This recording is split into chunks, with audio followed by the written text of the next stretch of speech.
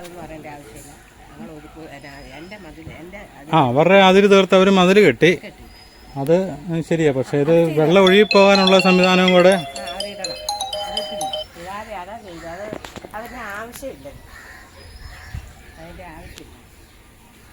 ഈ കുഞ്ഞുങ്ങളുമായിട്ട് ഈ കണ്ടോ 2 കുഞ്ഞുങ്ങൾ, പിന്നെ പുള്ളിക്ക് ക്യാൻസർ, അങ്ങനെയുള്ള മനുഷ്യനെ ഈ വെള്ളത്തിനകത്ത് കിടന്ന ഈ അണുക്കളൊന്നും പോരാത്ത ഈ അവരാണ് എലി വിഷം വെച്ചിട്ട് ആ എലി എല്ലാം ചത്ത് എന്നാൽ കഴിഞ്ഞ ആഴ്ചയൊക്കെ ഭയങ്കരമാണ്. അതെ അതെ, ഞാൻ അപ്പുറം കയറി വരാം. ഞാൻ പെരക്കകത്ത് അവിടെ കയറിയ വെള്ളം എല്ലാം കയറിയില്ല.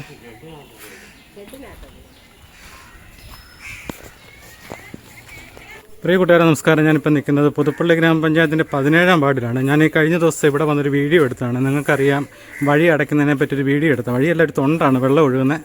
അപ്പോൾ ഇന്നലെ രാത്രിയിൽ ഒറ്റ മഴയ്ക്ക് ഇവിടെയെല്ലാം മൊത്തം വെള്ളം കയറി. ഈ മതിൽ കെട്ടിയത് കാരണം ഈ വെള്ളമൊന്നും ഒഴുകി പോകാതെ ഇവർ ശരിക്കും വലിയ ദുരിതത്തിലാണ്. അപ്പം രാത്രി തൊട്ട് തന്നെ വിളിക്കുന്നതാണ്. പക്ഷേ ഞാനിപ്പം വന്നപ്പോഴത്തേന് ഏറെക്കുറെ ഉച്ചയായി. വെള്ളമൊക്കെ ഒരുമാതിരി വലിഞ്ഞെങ്കിലും നമുക്ക് ഇവിടുത്തെ ദൃശ്യങ്ങളിലേക്കൊന്ന് പോകാം.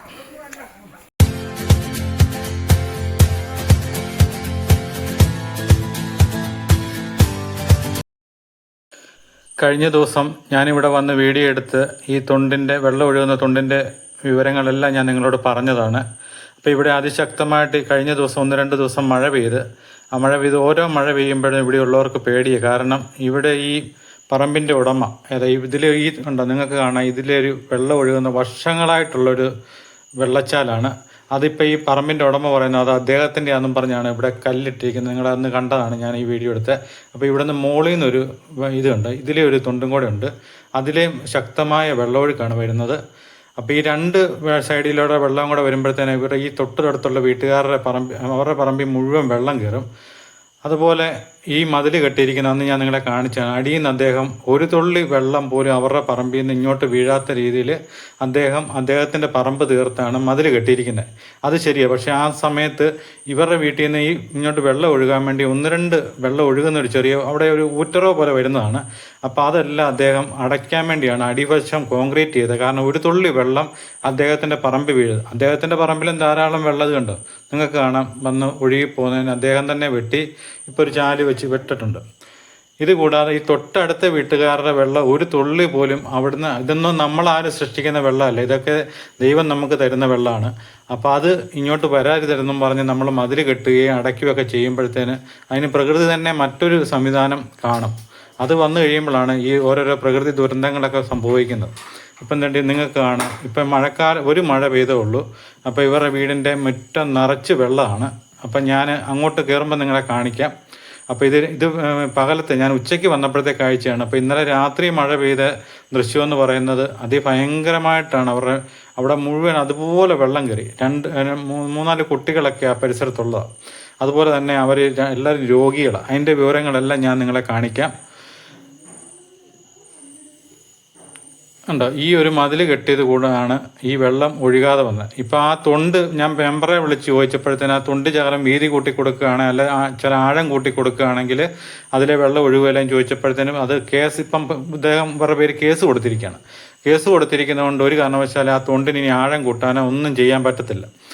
അതുപോലെ ഈ വസ്തു കഴിഞ്ഞ ദിവസം വന്ന് അളന്നപ്പോഴത്തേന് ഇതിൻ്റെ അകത്ത് ഒരുപാട് പുറമ്പോക്കുണ്ട്. അപ്പം പുള്ളി പറയുന്നത് അത് പുറമ്പോക്കില്ല, അത് ഈ രീതിയിൽ അളക്കണമെന്ന് പറഞ്ഞപ്പോഴത്തേന് അളക്കാൻ വന്നവർ പറഞ്ഞു നിങ്ങളുടെ സൗകര്യത്തിനല്ല ഞങ്ങൾ അളക്കുന്നത്, ഞങ്ങൾ റെക്കോർഡും പ്രകാരം അളക്കുന്നതെന്നും പറഞ്ഞ് സർവേയറെല്ലാം തിരിച്ചു പോയി.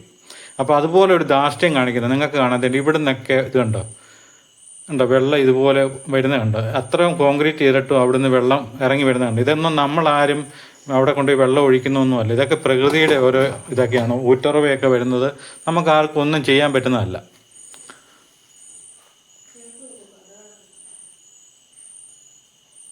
ഉണ്ടോ, ഇതുപോലെ വെള്ളം ഇങ്ങനെ വന്നുകൊണ്ടിരിക്കും. ഇത് വരരുതെന്നും പറഞ്ഞാണ് അദ്ദേഹം അവിടെ നല്ല രീതിയിൽ കോൺക്രീറ്റ് ചെയ്ത് മതിൽ കെട്ടിയിരിക്കുന്നത്. ഇതിനൊക്കെ നമുക്ക് എന്ത് ചെയ്യാൻ പറ്റും? ഇതിനൊക്കെ എന്ത് മറുപടിയാണ് പറയേണ്ടത്?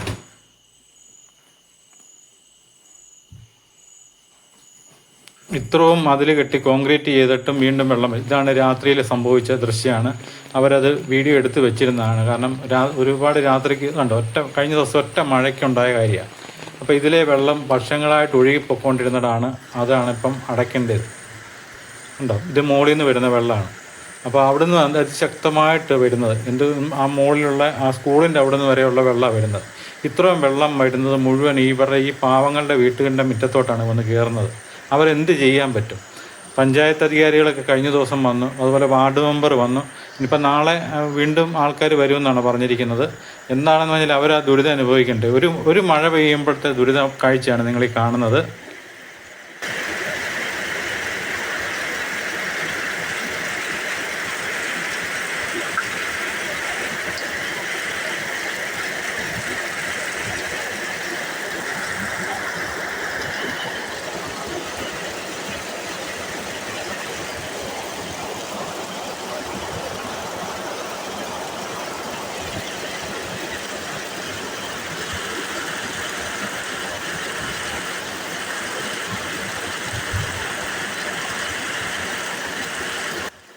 ഇപ്പോഴത്തെ മഴയെല്ലാം നിങ്ങൾക്കറിയാവുന്ന കോട്ടയം ജില്ലയിൽ അതിശക്തമായിട്ടുള്ള മഴയാണ് ഉച്ച കഴിഞ്ഞ് പെയ്യുന്നത്. ഇടിയും വെട്ടിയാണ് മഴ പെയ്യുന്നത്. ഉണ്ട്, അത്രയ്ക്കും വെള്ളമാണ് ഇങ്ങോട്ട് വന്നുകൊണ്ടിരിക്കുന്നത്.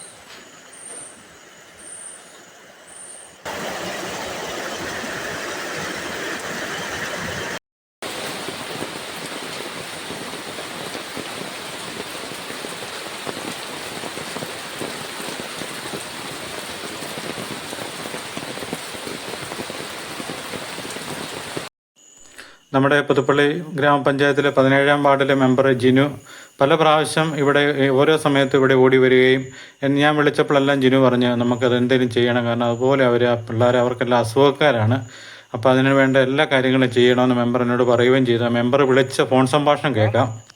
ഹലോ. ഞാൻ വിളിച്ചേ അവരുടെ വെള്ളം കെട്ടിക്കിടക്കുന്നത് കണ്ടോ? അത് ഞാനിവിടെ എന്റെ മതിൽ കെട്ടിയത് വെള്ളം കയറുന്ന പറഞ്ഞാൽ എനിക്ക് അർത്ഥമില്ലല്ലോ.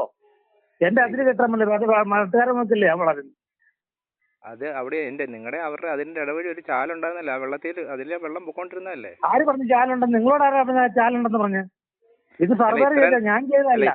ഇത്രയും നാളും എങ്ങനെ ചേട്ടാ? നമ്മളിത് വഴക്ക് പിടിക്കാനൊന്നും അല്ല. അവരുടെ കിണറ്റിനകത്തെ വെള്ളം പോലും 2 കുഞ്ഞുങ്ങളുള്ള അവിടെ ഒരു മനസാക്ഷി എന്ന് പറയുന്ന സാധനം വേണം. മനസാക്ഷിയില്ല എനിക്ക്. ആ കയ്യാലെ പൊളിച്ചേക്ക് ഒരു വെള്ളം ഇടാൻ പറ. ആരുടെ കയ്യാലെ? നിങ്ങളുടെ കയ്യാലെ പൊളിച്ചിട്ടോ? എന്റെ അല്ല, അവരുടെ കയ്യാല. അവരുടെ കയ്യാലെ പൊളിച്ച നിങ്ങളവിടെ ഈ കോൺക്രീറ്റ് മതിൽ കെട്ടി വെച്ച് നിങ്ങളത് മനഃപൂർവ്വം ചെയ്തതല്ലേ? അതെ മനഃപൂർവ്വം ചെയ്തന്നെ. ഇതുകൊണ്ട് എന്നാ ചേട്ടാ ഗുണം കിട്ടുന്നത്? ഇതൊക്കെ നമ്മൾ പോകുമ്പോൾ വല്ല കൊണ്ടാനുള്ളതാണ് ചേട്ടാ. നമ്മൾ ഒരു രാത്രി കിടന്നിട്ട് എണീറ്റ ഭാഗ്യം എന്ന് വിചാരിച്ച് നടക്കുന്നവരാ നമ്മളൊക്കെ. അതിനിടയ്ക്ക് ഇത്ര മനുഷ്യത്വം ഇല്ലാത്ത രൂപത്തിലുള്ള ഒരു പരിപാടിയൊക്കെ ചെയ്യരുത്. നിങ്ങളുടെ അതിന് നിങ്ങൾ കേട്ടോ, നിങ്ങൾ സുഹൃത്തെ, അത് ആ ഒരു പ്രകൃതിയുടെ വെള്ളം പോകുന്നത് നിങ്ങളെ മതിൽ കെട്ടിയാൽ നിൽക്കുമോ? അത് ഇത് അവരുടെ വീട്ടിലെ വേസ്റ്റ് വെള്ളം വിടുന്ന കാര്യം പറയാൻ വേണ്ടിയല്ലോ ഞാൻ വിളിച്ചത്. ആണോ? അല്ലല്ലോ. കാര്യം എന്ന് വെച്ചാൽ അവർക്ക് വെള്ളം പോകാനുള്ള നിങ്ങൾ അതിലെ ഓവോ വല്ലതും വെച്ച് കൊടുക്കണം. അല്ല, അവരുടെ ആ വീട്ടിലെ അവർ ആ വെള്ളം എങ്ങനെ കുടിക്കുന്നേ? അവരുടെ കയ്യാലെ പൊളിച്ച കോണ് വെച്ച് ഓട വഴി വിടും.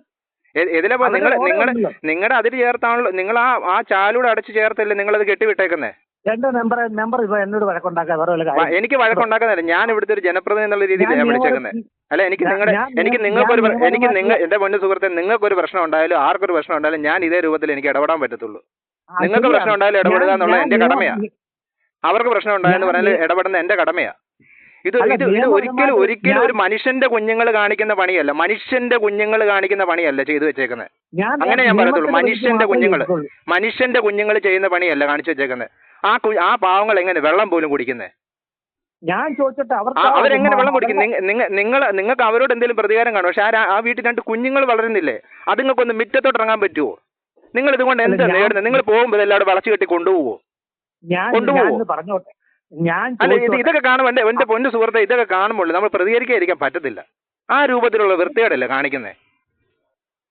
ഒരു പഞ്ചായത്തിന്റെ ആസ്തി കിടക്കുന്ന വാച്ചാൽ വരെ നിങ്ങളുടെ ആണെന്നും പറഞ്ഞ് നിങ്ങൾ മുഴുവൻ കെട്ടി അടയ്ക്കാൻ നോക്കി കഴിഞ്ഞാൽ ഇതൊക്കെ ഇത് ഏത് ലോകത്തെ നിങ്ങൾ ജീവിക്കുന്നത്? എന്റെ സുഹൃത്തെ, നിങ്ങൾ കോടതി കൊണ്ടുവന്ന് ഒരു പേപ്പർ കൊടുത്താ ഈ കോടതി നിങ്ങൾ പറയുന്ന എല്ലാം നിങ്ങൾ പുതുപ്പള്ളി ബസ് സ്റ്റാൻഡ് നിങ്ങളുടെയാണെന്ന് പറഞ്ഞ് കൊണ്ട് കൊടുക്ക്. നിങ്ങൾക്ക് എഴുതി കിട്ടും നോക്കാം. നിങ്ങളുടെ ആധാരത്തിൽ ഞാൻ എന്റെ പൊന്നു സുഹൃത്തെ സർവേർ അവിടെ വന്നപ്പോ ഞാനും ഉണ്ടായിരുന്നല്ലോ. സർവേർ എന്നെ അടക്കായിട്ടിട്ട് പോയേ. അത് കെട്ടുമല്ലോ. സർവേർ എന്നെ അടക്കായിട്ട് കെട്ടി കാണിക്കും. കെട്ടി കാണിക്കാം. ചലഞ്ച് ചെയ്യുന്നത് കെട്ടി കാണിക്കാം. നിങ്ങൾ ചലഞ്ച് ചെയ്യും, ഞാൻ കെട്ടി കാണിക്കാം. ഈ നാട്ടിൽ നിയമം ഉണ്ടെന്നേ, ഈ നാട്ടിൽ നിയമം ഉണ്ടെന്നേ. അത് മനുഷ്യന് വേണ്ടിയുള്ളതാ, അല്ലെ ദ്രോഹിക്കാൻ വേണ്ടിയുള്ളതല്ല. എന്റെ മെമ്പറെ ഞാൻ കോടതി മുഖേന കെട്ടിക്കുന്നത്. നിങ്ങൾ കോടതി മുഖേന വേണ്ടിയത് പറഞ്ഞാൽ നിങ്ങൾ പറയുന്ന അനുസരിച്ച് നിങ്ങളുടെ സ്ഥലം എന്നെ കോടതി അങ്ങ് തന്നോ നിങ്ങൾക്ക്? ഇവിടെ അയലപ്പത്ത് നിങ്ങൾ പറയുന്ന എന്റെ തന്നെ സർവേർ അളക്കാൻ ഇട്ടിട്ട് പോയെ. നിങ്ങളുടെ വസ്തുവിനകത്ത് പുറമ്പോ കൊണ്ടതും നിങ്ങൾ പറയുന്ന പോലെ അളക്കാൻ നിൽക്കുമല്ലെന്നും പറഞ്ഞ് അവരിട്ടിട്ട് പോയതിന്റെ കാര്യം എന്നാ? എന്റെ പറഞ്ഞ ഇത് കോടതിയിൽ നിന്ന് വന്ന് കെട്ടിയിട്ട് കോടതിയിൽ പേപ്പർ വിടുവോ? നിങ്ങൾ ഈ പറയുന്ന പോലെ മുഴുവൻ അളന്നു തരാൻ കോടതി അയൽക്കാർക്ക് ആർക്കും പേപ്പർ കിട്ടിയിട്ടില്ലല്ലോ. ഞാൻ ചെയ്യേണ്ട പണി ചെയ്തോളാം, നിങ്ങൾ വിടും. അത് നമുക്ക് നോക്കാം. ഇതിപ്പോ ബാക്കി പഞ്ചായത്ത് നോക്കിക്കോളാം. നിങ്ങൾക്ക് ഈ മനസാക്ഷി ഇല്ലാത്ത രൂപത്തിലാണ് പെരുമാറുന്നെങ്കിൽ ആ രൂപത്തിൽ ഞങ്ങൾ ചെയ്യും. അല്ല, ഒരു ജനപ്രതിനിധി എന്നുള്ള രീതിയിൽ ഞാൻ വിളിച്ചു പറഞ്ഞതേ ഉള്ളൂ, പറഞ്ഞേ ചെയ്യാൻ വേണ്ടി തന്നെയാണ്. അതെ പറയാം, നിങ്ങൾ ഈ മനുഷ്യത്വം ഇല്ലാത്ത പണിയെ ചെയ്യുള്ളൂ മനസ്സിലായി. മനുഷ്യത്വം ഇല്ലാത്ത പണിയെ ചെയ്യുള്ളൂ മനസ്സിലായി. അത് നിങ്ങൾ പോകുമ്പോൾ കൊണ്ടുപോകണം. ഇതൊന്നും ഇവിടെ ഇടരുത്. നിങ്ങൾ പോകുമ്പോൾ നിങ്ങൾ കൊണ്ടുപോകണം.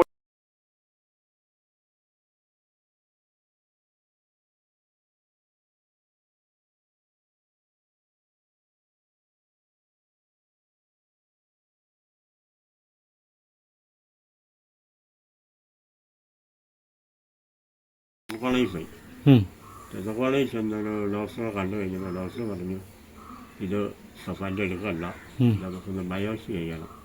അവിടെ ഒരു ചെറിയ പൊട്ട് പോലെ ഒരു ചുവപ്പ് നിറം ഉണ്ടായിരുന്നു. അത് കണ്ടോണ്ട് അവർ പറഞ്ഞു നമുക്കൊന്ന് ബയോപ്സി നോക്കണം. പക്ഷേ പേടി വല്ലതും ഉള്ളത് എനിക്ക് പേടിയൊന്നും ഇല്ല. അന്ന് തന്നെ എടുത്തു കൊടുത്തു കഴിഞ്ഞപ്പോൾ 13-ാം പൊക്കം 14-ാം പൊക്കം ചെന്നപ്പം റിസൾട്ട് വയറുവെള്ളം ക്യാൻസർ എന്നാലും അവരെന്നെ താഴോട്ട് പറഞ്ഞു വിട്ടു. ക്യാൻസർ പറഞ്ഞു. അവിടെ ചെന്ന ഡോക്ടറെ കണ്ട് ഡോക്ടർ വന്നാലും തന്നെ എന്നെ കൗണ്ടിക്ക് നോക്കുകയും അതെല്ലാം ഒന്നുകൊന്നൊരാളും കൗണ്ട് നോക്കാൻ ഞാൻ രാവിലെ പോകും ദേശത്തിൻ്റെ. അങ്ങനെ ചെയ്ത് 3 മാസം മെഡിക്കൽ കോളേജ് റേഡിയേഷൻ എടുത്തു. 3-5 മാസം കൊണ്ടാണ് വർഷത്തെ പരിപാടി തീർന്നത്. പിന്നെ തിരുവനന്തപുരം പിന്നെ അതിനകത്ത് ആ പൊസിഷൻ ഡോക്ടർ ചോദിച്ചു മാതായിലോട്ട് വിടും. ഞാൻ പറഞ്ഞു വിടാണ്ട. അയ്യോ, മാതായിലൊക്കെ വിട്ട് നമ്മളെ കൊണ്ട് തന്നെ അവിടെ ഞാൻ പറഞ്ഞു നാളെ എഴുതി തന്നേലും ഞങ്ങൾ എവിടെ വരും പൊക്കോളാന്ന് അവരെഴുതി തന്നു. ഇപ്പം എവിടെയാ ചികിത്സ? എവിടെയാ? അങ്ങനെ പോകുന്നു. ഇപ്പം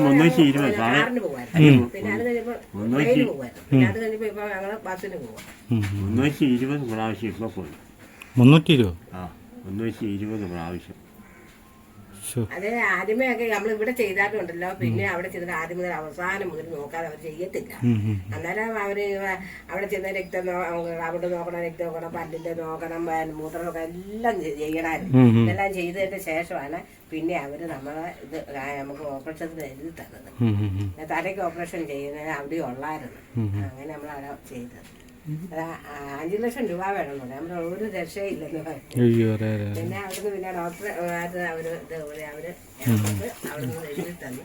2.5 ലക്ഷം രൂപയ്ക്ക് ചെയ്തു. ഓപ്പറേഷൻ ചെയ്തോ? ഓപ്പറേഷൻ ചെയ്ത് 5 അതെന്നാലും എവിടെയാ ചെയ്തത്? ഓപ്പറേഷൻ ചെയ്ത് 2 ലക്ഷം രൂപ അതിന് ചിലവായോ? 2.5 അതിന് തന്നെ. പിന്നെ നമ്മള് അവിടെ താമസം കിടക്കുന്ന ഒരു മുറിക്ക് അറിയരുതോ 400 രൂപയോ ഒരു മുറി. 21 ദിവസം അവിടെ കിടന്നു. ചാച്ചനെ ഞങ്ങളൊന്നും കിടത്തുകയില്ല. അതിനൊക്കെ വേറെ പൈസ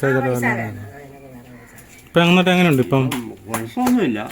ചെറിയ തോതിലുള്ള ചെറിയ പണികളൊക്കെ ചെയ്യാം അത്യാവശ്യം. അതിന്റെ ഇടയ്ക്ക് നമുക്ക് ഇവിടെ ഒരു പ്രശ്നം കൂടെ വന്നതല്ലേ? ശ്വാസമുട്ടലാണ്. ഇപ്പൊ ചാച്ചനങ്ങനെ ചെറിയ പണിയും ചെയ്തില്ല. നമ്മുടെ എന്റെ കൂടെ വന്നല്ല പറമ്പിലൊക്കെ എന്റെ കൂടെ ചെയ്യുന്നില്ല. പണിക്കൊന്നും പോവില്ല. പിന്നെ ചാച്ചന് ശ്വാസമുട്ടല. അത് കാരണം ഞങ്ങള് ഈ ശ്വാസക്കൊട്ടിന് ചുരുങ്ങുവാന്ന് പറയണോ. അതിനെ ഇവിടെ മന്ദിരത്തില. ഞാൻ അന്ന് ഇതെടുക്കാൻ പറഞ്ഞപ്പോ ഈ വഴിയുടെ പ്രശ്നമായതുകൊണ്ട് ഞാൻ അതിനെ പറ്റി ഒന്ന് കൂടുതലായിട്ട് ചോദിക്കാൻ. അന്നേരം ഞാൻ അച്ഛനെ കണ്ടായിരുന്നു, സംസാരിച്ചു. പക്ഷെ അന്നേരം മരുന്ന് മേടിച്ചാന്നൊക്കെ പറഞ്ഞല്ല. വിശദമായിട്ട് അതിനെപ്പറ്റി ഒന്ന് തിരക്കായിപ്പോ ഒന്നും ചോദിക്കാൻ പറ്റിയില്ല. അതുകൊണ്ട് അത് കഴിഞ്ഞ് പിന്നെ ഇപ്പം ഞങ്ങള് 4 മാസം കൂടുമ്പോൾ അല്ല, നേരത്തെ 4 മാസം കുടുംബം 6 മാസമായി. ഇപ്പൊ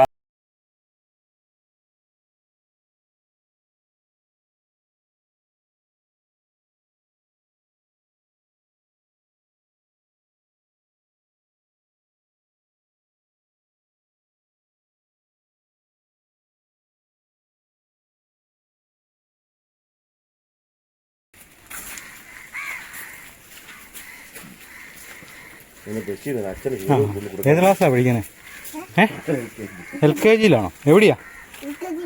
UKG എവിടെയാ? സ്കൂളിൻ്റെ പേരൊന്ന് പറഞ്ഞേ. ആഹാ, ഓടിപ്പോവാണോ?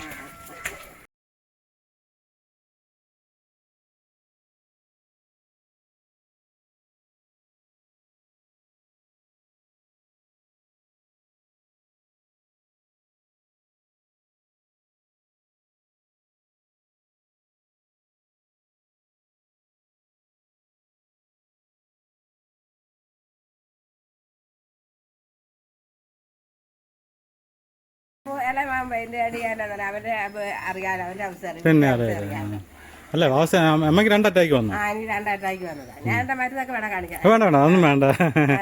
അപ്പൊ അച്ഛനെ നോക്കാൻ വേണ്ടി തന്നെ അമ്മയ്ക്ക്. അതെ അതെ അതൊക്കെ ദൈവം ഒരു വഴി കാണുമെന്നേ, ഏതെങ്കിലും ഒരു വഴി നമുക്ക് തരുമെന്നേ. അങ്ങനെ നല്ലതായിട്ട് ജോലി ചെയ്തോന്ന് 2 പേരും ജോലി ചെയ്തോ. ഞങ്ങൾക്ക് വീടൊക്കെ വെച്ച് ഒരു സുഖമായിട്ടൊക്കെ ഒന്ന് ജീവിക്കാന്ന് വിചാരിച്ചപ്പോ ദൈവം ഈ രോഗം വെച്ചു. അതെ എന്ത് ചെയ്യാൻ. അമ്മ എത്ര വയസ്സുണ്ട്? അമ്മയ്ക്ക് എത്ര വയസ്സുണ്ട്? എനിക്കിപ്പോ 63 വയസ്സ്. അച്ഛനോ? എനിക്ക് 74 വയസ്സ്.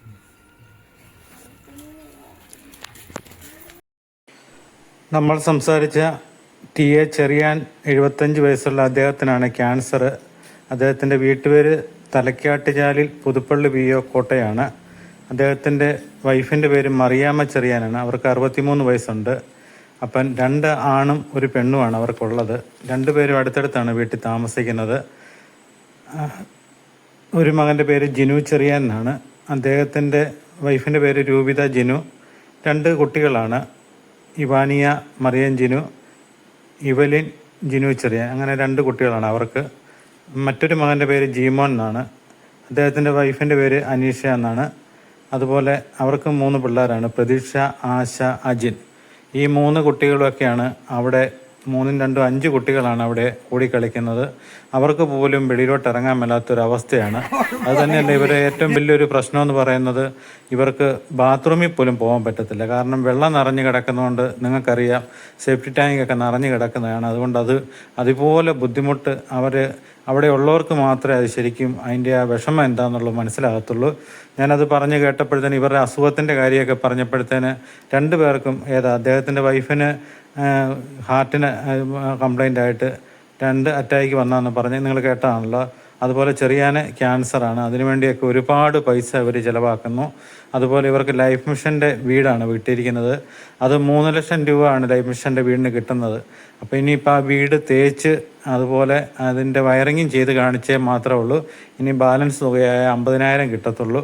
പക്ഷേ വയറിങ്ങിന് തന്നെ 1 ലക്ഷം രൂപകളാവും. പിന്നെ തേരിന് വേറെ. ഇപ്പോൾ ഇതൊന്നും ഇവരെ കൊണ്ട് യാതൊരു നിവൃത്തിയില്ല. അതുപോലെ ട്രീറ്റ്മെൻറ്റിനൊക്കെ ചിലവായ തുകയൊക്കെ നിങ്ങൾ കേട്ട് കാണുമല്ലോ. അതുകൊണ്ട് നിങ്ങളൊരു ചെറിയ സഹായം കൂടെ ചെയ്യണം. ഈ വീഡിയോ കാണുന്നവർ അല്ലെങ്കിൽ മറ്റുള്ള ആരെക്കൊണ്ടെങ്കിലും ഇവർക്ക് എന്തെങ്കിലും ഒരു ചെറിയ സഹായം ചെയ്തു കൊടുക്കണം. ഞാൻ ഇവരുടെ അക്കൗണ്ട് ഡീറ്റെയിലാണ് കൊടുത്തിരിക്കുന്നത്. നിങ്ങൾ കാണാം, ഇന്ത്യൻ ഓവർസീസ് ബാങ്ക് പുതുപ്പള്ളിയിലാണ് ഇവർക്ക് അക്കൗണ്ട് ഉള്ളത്. മിസ്റ്റർ ചെറിയാൻ ഉണ്ടോ, അക്കൗണ്ട് നമ്പർ കൊടുത്തിട്ടുണ്ട്, IFSC കോഡ് കൊടുത്തിട്ടുണ്ട്. ഫോൺ നമ്പർ മകൻ ജീമോൻ്റെയാണ് കൊടുത്തിരിക്കുന്നത്. അവർക്ക് ഗൂഗിൾ പേ ഇല്ല. അപ്പം എന്തെങ്കിലും നിങ്ങൾക്ക് ചെയ്യാൻ താല്പര്യമുണ്ടെങ്കിൽ ഈ ഫോൺ നമ്പർ വിളിച്ചിട്ട് ആ കുടുംബത്തെ തീർച്ചയായിട്ടും സഹായിക്കണമെന്നാണ് പറയുന്നത്. കാരണം അതുപോലെ ബുദ്ധിമുട്ട് അനുഭവിക്കുന്ന ആൾക്കാർ നമ്മൾ ഓരോ സ്ഥലത്തും ചെല്ലുമ്പോഴത്തേനാണ് ഓരോരോ കാര്യങ്ങൾ കണ്ടു കഴിയുമ്പോൾ നമുക്ക് പിന്നെ മനസ്സിന് ഭയങ്കര പ്രയാസമാണ്. അപ്പോൾ നിങ്ങളെക്കൊണ്ട് കഴിയുന്ന ഒരു സഹായം തീർച്ചയായിട്ടും അത് ചെയ്യണം. ആ കുടുംബത്തിന് വേണ്ടി ചെയ്യണം. ഇപ്പോൾ അവർക്ക് കണ്ടില്ലേ വെള്ളത്തിൻ്റെ അവസ്ഥ കണ്ടില്ലേ. ഇതുപോലെ ദുരിതം അനുഭവിക്കുന്നവർ നമ്മുടെ സമൂഹത്തിലുണ്ട്. അപ്പം തീർച്ചയായിട്ടും നിങ്ങൾ ഈ ഒരു കാര്യത്തിൽ ഒരു ഉപേക്ഷ വിചാരിക്കരുത്. ഇവർക്കൊരു സഹായം ചെയ്തു കൊടുക്കണം.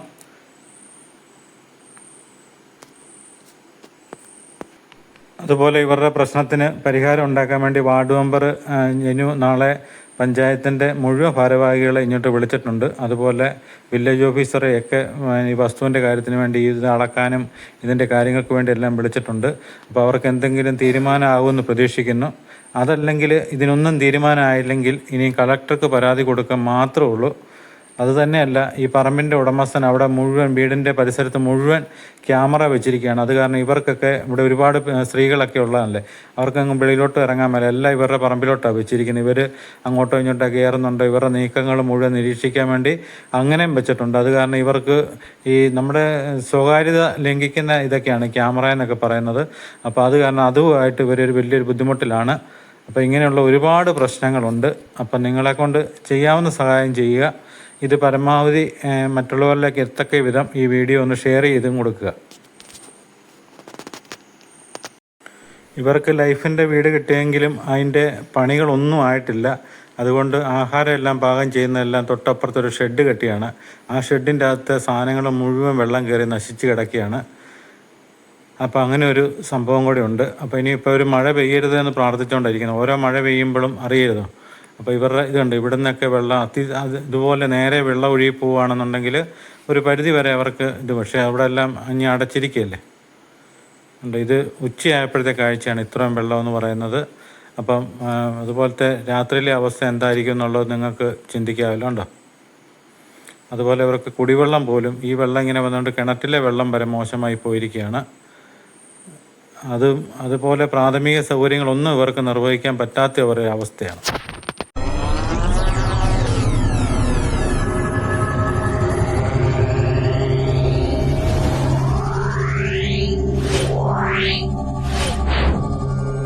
Yeah.